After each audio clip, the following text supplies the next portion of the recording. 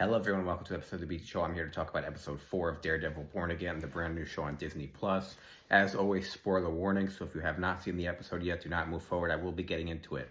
Okay, 3, 2, 1. So, Jon Bernthal is officially back as the Punisher in his MCU debut, and I thought this was by far the best part of the show so far. Now, I never watched the Punisher show or the Daredevil show. Probably most of the stuff I've seen from him are on YouTube and just kind of seen clips, but I thought he was really, really good. I thought the writing was good, and I'm really excited to see what they go from here.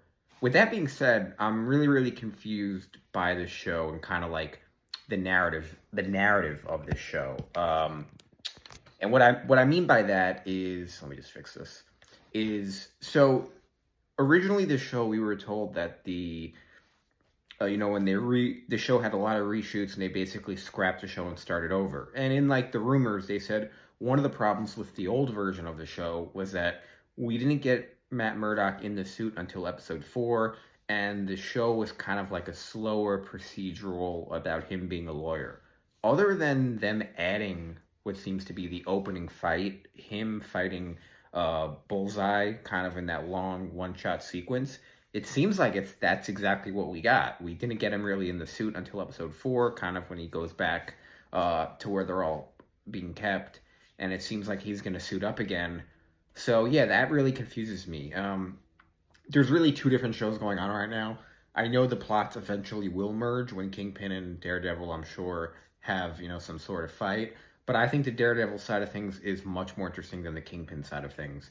I don't know if it's D'Onofrio or what. I just am not so interested in any of that marriage or therapy stuff. It doesn't interest me at all.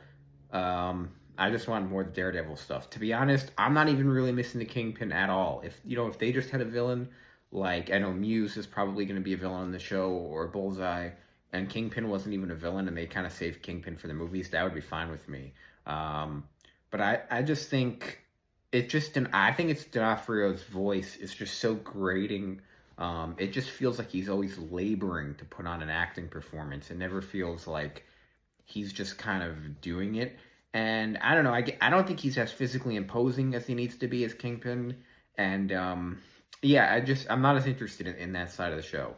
On the Daredevil side of things, I'm really enjoying it. They're kind of just establishing the character. There's not a lot of fight scenes, but I'm really enjoying the lawyer stuff too. So yeah, I don't really have a ton of hot takes.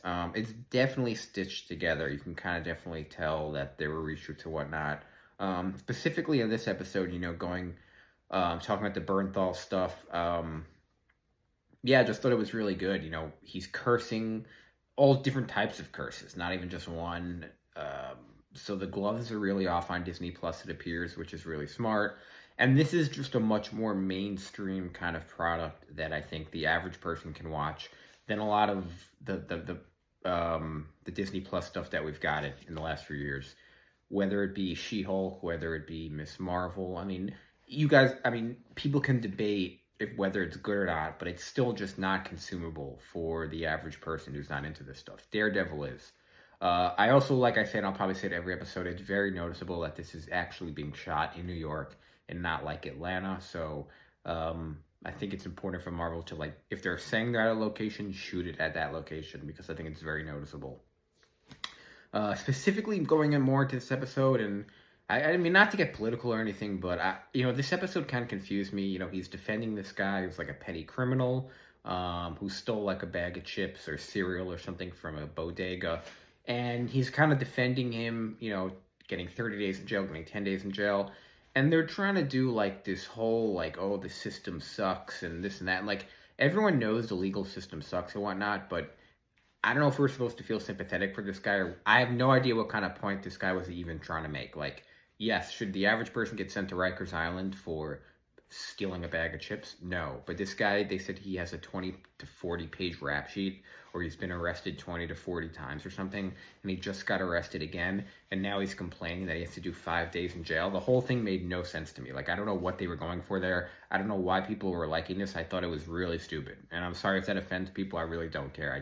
That stuff just pisses me off so much, where someone just does a crime that they didn't have to do, and they just start blaming the system. That's not the system. There's a million other examples of the system, but when you've been arrested 30 times and you get arrested again, and then you only have to go to jail for 5 days and you're still complaining. That's not the system. I just think you're an idiot.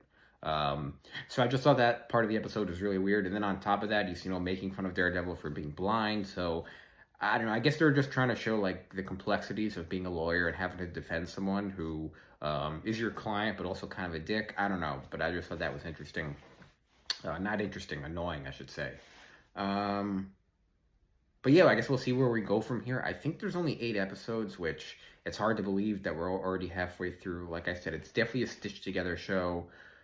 We can't get, at some point, I guess episodes 5 and 6 will start to move towards the finale, but I definitely think we need at least 10 episodes going forward to have some real impact here.